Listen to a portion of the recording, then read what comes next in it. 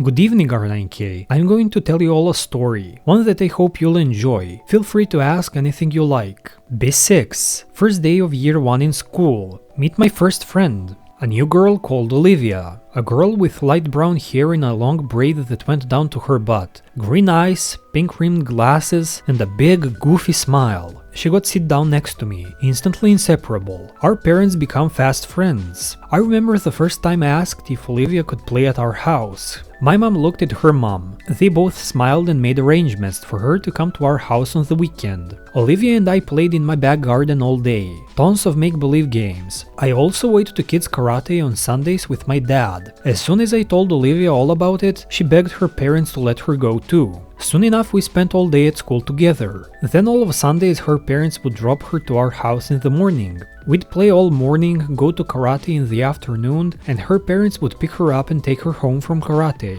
Sometimes they'd arrange it with my parents so that I went back to their house in the evening and had a dinner with them. We did all of our schoolwork together, played together, ate together. We were always each other's partner pick in PE or group activities. I remember her mom joking with my mom about wedding bells. Nothing was as ever fun as when we were doing it together. We stayed this way all the way through primary school. Towards the end of year 6, her parents' marriage wasn't doing so well. They'd asked my parents to take her from school a lot more, take her on weekends a lot more, sometimes have sleepovers. We were none the wiser as to what was going on. It was divorce proceedings. One day, there was a moving van when she got home from school, and her mother told her they were going to stay with her grandma for a while. She thought it was like for a holiday. It wasn't. When she saw that her room had been packed up into the van, she panicked and grabbed her bicycle from the garden. She hopped on it and set off for my house. She was 11 at the time, and it was dark. The bicycle didn't have any lights, and when she was riding across a road, she was so rattled by the situation she didn't look where she was going. She got hit by a car. Her mother was only a minute behind her. When she saw that a car had stopped in the road and had its hazard lights on, she got out and screamed. Her daughter was lying in the road, my best friend. She was rushed to the hospital. She had a shattered pelvis, a broken leg and foot, fractured ribs, a fractured skull.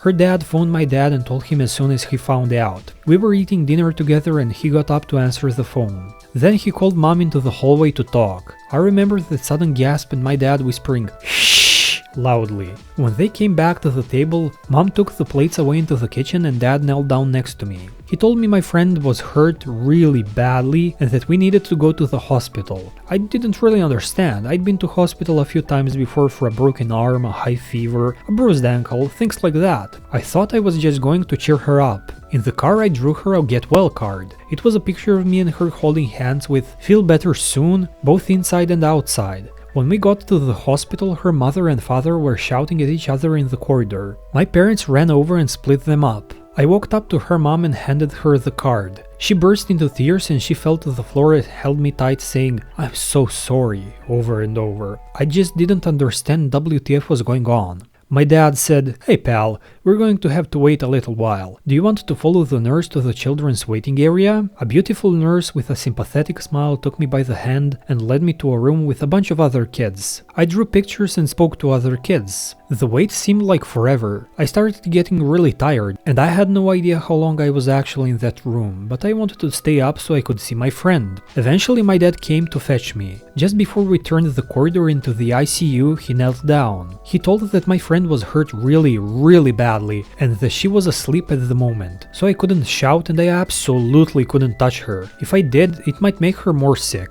I understood and followed him into the ICU. I could hear her mother sobbing behind the curtain.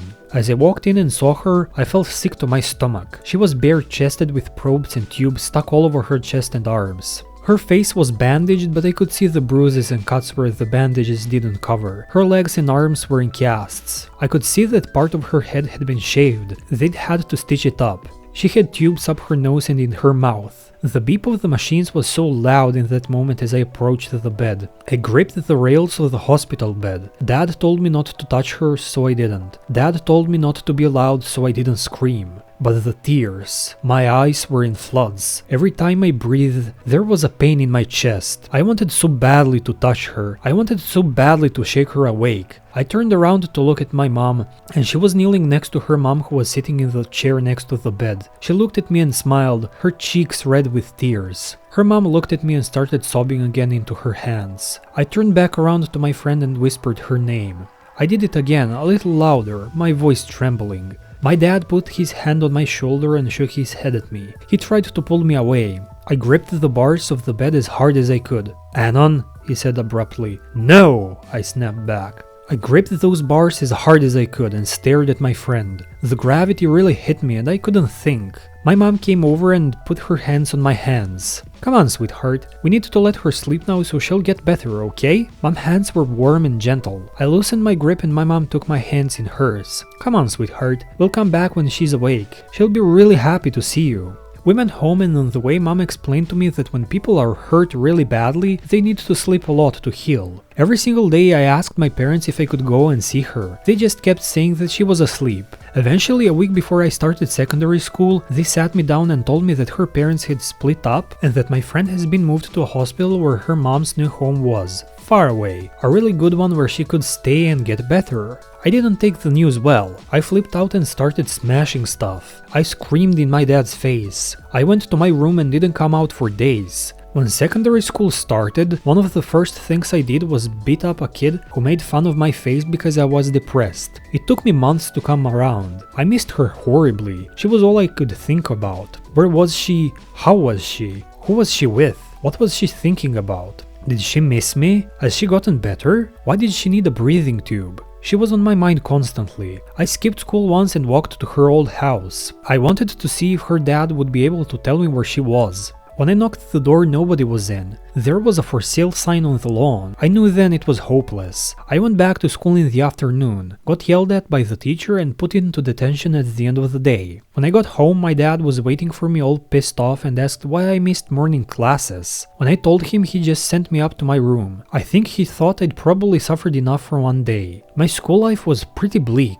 Being the depressed kid didn't earn you any friends and I didn't want any. The days were just a monotonous chore. I had no friends and I didn't want any. I played games and read books, watched TV and went for walks. Before I knew it, a year had flown by and I was sitting in front of a new school counselor, a marvelously well-endowed woman with boobs as big as my head. It took weeks for me to open up to her. When I did, I told her about my friend. I told her I had no means of contacting them. No mailing address, numbers disconnected, couldn't find them in phone books. She babbled on and on that there are some things in life that you just have to accept. To get out of that room, I just nodded alone, but she could see right through it. Every now and again, she'd say, "I think you're just telling me what I want to hear. Tell me what you really feel." I could never say it, but what I wanted to say was, if I knew where she was, I'd drop everything and go. I'd walk for days if I had to. I spent an hour in that room every Monday and Thursday. It helped me process the grief and be more functional, but I could never move on.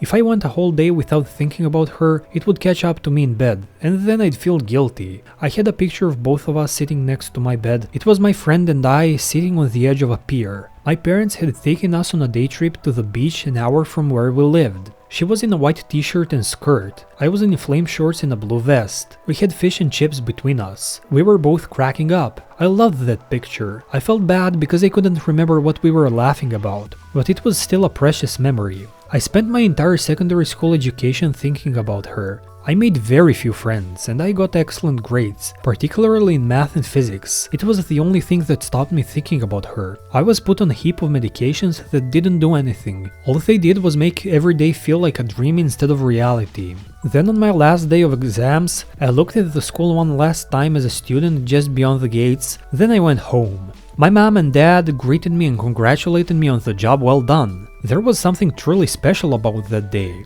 I couldn't put my finger on it. I thought that maybe it was just because I was done with secondary school and now I was looking to go to university. But there was just something else. I went out to dinner with my parents. We came home. There was a letter on my bed, handwritten address. On the back they described, "Open me after exams," with after double underlined. I opened it up and there were 20 pages. The first one started with, "Dear Anon, I know you probably won't remember me, but it was her." I read the entire letter dozens of times. It explained everything, the accident, the injuries, how she needed years of physio to recover, how and why her parents had divorced, why she spent so much time at our house in the months leading up to it, the fact that my parents were under the impression they were going to marriage counseling but were actually having screaming matches with each other, why her dad had sold the house, had to break the mortgage as he couldn't afford it solo, why her mom had moved back in with her parents, nowhere else to go, couldn't afford to live solo. Most importantly, why it took her so long to contact me. She woke up after the accident days afterwards in a different hospital, a specialist pediatrics hospital. When she woke up she could barely move.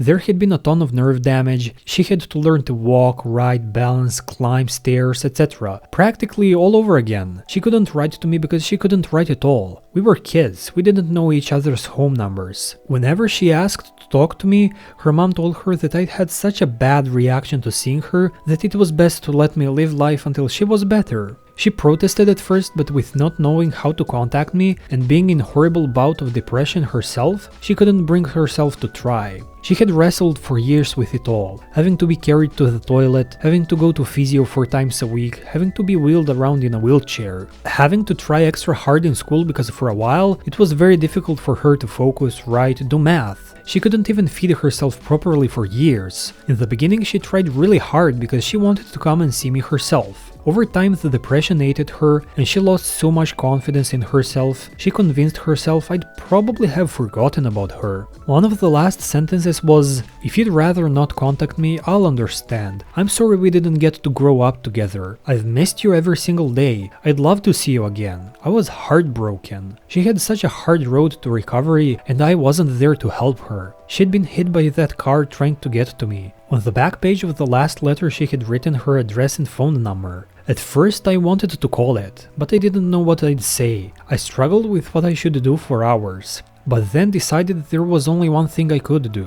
I googled the address, looked at train tables and found a train that went there. I threw a change of clothes, the letter, a can of coffee into my bag and took off into the night. There was a train due south at 5:05 and I wanted to be on it. Ran to the train station and caught the first train due south. As I found my seat, I texted my dad to let him know I was going to the south coast. He immediately called me, half asleep on speakerphone so my mom could hear, asking what the F I was doing. As soon as I told him, he calmed down, said, "Keep us in the loop," and told me to call if anything went pear-shaped. Mom wished me luck and told me if I needed a hotel room, let them know and she'd book it with the hotel on the phone. The train journey was 6 hours, 2 changes. I couldn't sleep because if I missed any of the changes, I'd wind up in the middle of nowhere. I read the letter again and again. I was trying to think of things to tell her. I didn't know what I'd say, I didn't know what I'd do. Then the doubts started creeping in. What if she doesn't like the grown-up me? What if we've grown apart? What if she's an entirely different person? Questions like this swirled around in my head. I started to feel sick with worry, but if any of that mattered, would she have ever bothered to write to me? Of course not. The fact that she did write after all this time says a lot. It says that she was always thinking about me, it says that she never forgot about me, it says that she had the same doubts and insecurities I have. The only way to know is to go. I'd regret it for life if I didn't see her. After the 2 changes, I was on the final stretch, a 20-minute journey to a small village on the coast. There were seagulls. The train station was right next to the sea. I was exhausted from traveling, so I sat down on a bench outside the station and watched the waves for a while. It was around 11:30 a.m. What if she was out when I arrived? Maybe I should have called ahead. Couldn't. It was the middle of the night. Should I call now? What would I even say? Hey, so, as soon as I read your letter, I jumped on the first train. You in? No, that's stupid. I'll just have to chance it. I finished my can of coffee, threw it in the trash and started walking. Just a 15 minutes walk, but every step felt twice as long. Finally I arrived outside her house. I was a sea of emotions. Hope,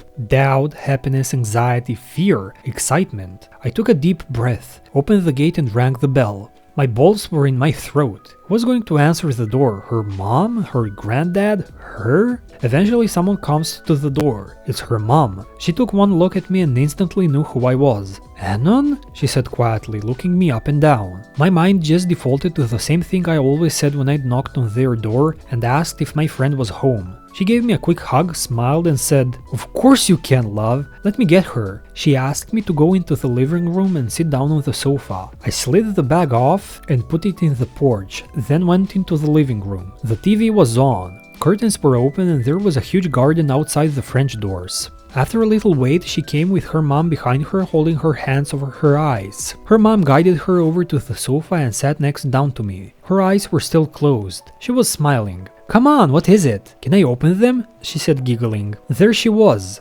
She was so tall now, easily 5'7". I was 5'11". She was in her pajamas, pink PJ button-down and long pink PJ trousers. Her hair was longer than ever. It must have taken years to grow back out to this length. It still reached down to her butt and she was so much taller now. She no longer had those pink-rimmed glasses. She was so thin too. I was easily double her width. But she has boobs, curves, hips. She'd grown up. It was a lot to take in. We spent over 7 years apart. It really hit me just how much time that was. I was no longer the goofy kid she remembered. She was no longer the goofy girl whose picture I kept on my desk. Her mom stood back, took her phone out and pointed it at us. "Open your eyes." She looked straight ahead first, then over at me. She jumped a little, her eyes wide open, her lips parted. She didn't say anything. She knew exactly who I was. Her face went red, and I could see she was about to cry as she lunged at me, pushing me down against the arm of the sofa. Her arms wrapped around me tightly. I could hear her sniffing against my jumper. "I missed you," she whispered into my chest.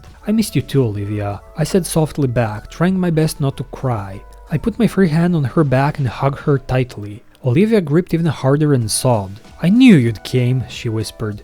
Her mom flipped her phone down and smiled, her eyes welling up. She left the room and left us alone. Laura hugged me for a few moments more. I rubbed her back and whispered, "I've missed you every day." She looked up at me, her eyes and cheeks red with tears. She smiled and whispered, "Close your eyes." As soon as I did, she leaned up and kissed me. I was shocked. She was pushing her lips so forcefully against mine. She held that kiss for a long time and squeezed me extra hard as she did so. When she was done, she rubbed her nose on mine, then whispered, "I've been waiting to do that for years." She kept me pinned to that sofa for 10 minutes at least. "You're so big now," she said as she sat up smiling, wiping her eyes with her sleeves. After she got dressed, she went for a walk along the beach. She held onto my arm instead of using her cane. We spent the day at the beach. She told me all about the physio and lifted her hair to show me the huge scars across her skull. It was a year before she could walk the physio platform holding onto both bars. It was 2 years before she could stand up just using her cane. It was 3 years before she could write on a page with ruler marks. 4 years before she could bathe herself without her mom waiting outside the bathroom in case she slipped down the bath.